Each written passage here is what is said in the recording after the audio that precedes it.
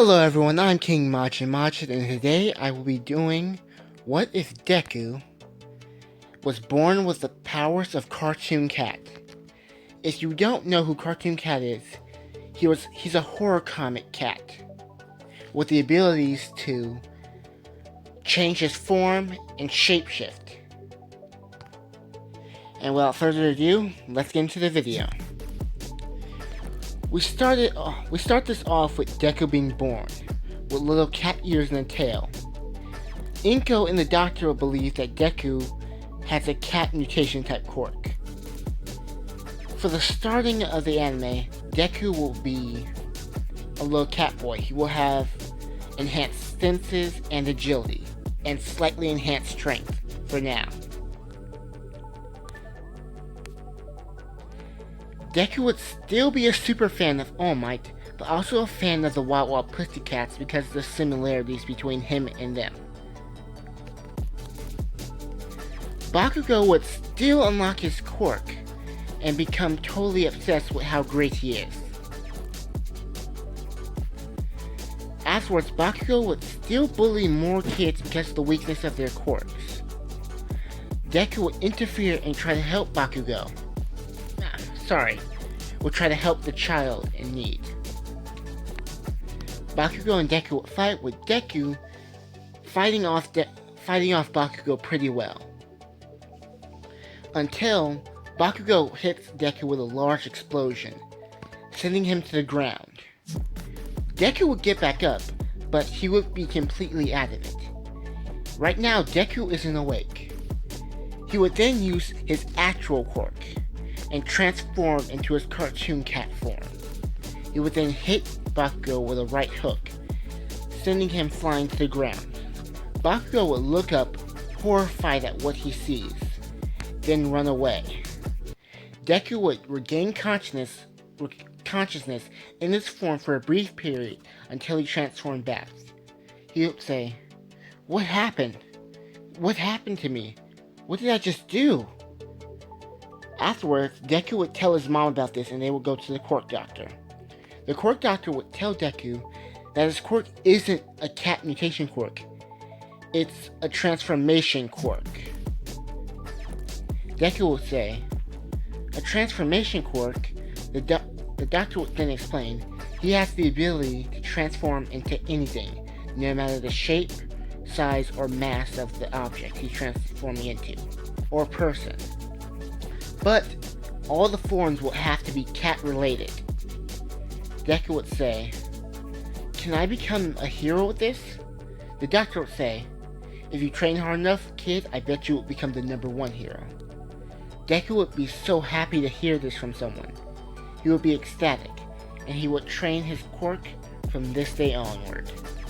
The start of the anime. Deku would still be walking to school and see Mount Lady. He would think, with my transformation quirk, I can probably become bigger than even her. He would then walk away. He would come to school and the teacher would be giving out the aptitude test, and he would then say, "Oh, who needs these? I know all of you are going for the hero course. And I'm just gonna go about this. The eyeball guy still makes me mad, but I just realized something. Do you see the guy who looks like a wooden statue? Like seriously, what is his quirk? And the boy in the back? He's just a nightlight. And don't even get me started on Fat Neck over there. Like what? And all these people bullied him? You gotta be kidding me." Ugh. Bakugo would still go on his rant about how he's the best and the only one that is getting into UA. He would just... I really can't stand Bakugo. Sorry, that's my cat. She's attacking something right now. The teacher would then mention that Midoriya wants to go to UA. Midoriya would raise his hand, not being as nervous, but being more confident in his abilities. He would say, "I'm going to UA." And the teacher would say, "You have a pretty decent chance of going." And the other students would say, "Yeah, with your transformation quirk, I bet you could go." In this timeline, the students much prefer Deku to Bakugo because of his humbleness. After class, Bakugo would go to Deku and say, "Do you think they want you in UA? Someone with your quirk? A villain's quirk? You cartoon cat freak. You don't deserve to go to UA with that quirk." Deku would be sad from hearing this and walk away from Bakugo. He would still get attacked by the sludge villain, but in this scenario, he would create two giant hands and capture the sludge villain in between them. All Might would still appear saying, "I am here," and then he would see that Deku has the situation already handled. He would say, "Good job, kid." He would ask Deku to let go of the sludge villain and hit him with a Detroit Smash. The sludge villain would be taken down, and All Might would collect it. Deku would still grab on to All Might's leg, still wanted to ask a question. All Might would scold him for this, saying that it was very dangerous, but Deku would say, "I have a transformation quirk. I could probably transform into a flying cat," and survived. All Might would say, "That's a pretty nice quirk you got there, kid." All Might would then revert to his Small Might form, and Deku would say, "Do you have a transformation quirk too, All Might?" All Might would say no and explain the holding your breath metaphor, like the holding your breath thing at the pool. Then he would explain to Deku why he looks like this. He would say he got an injury from a fight with a villain.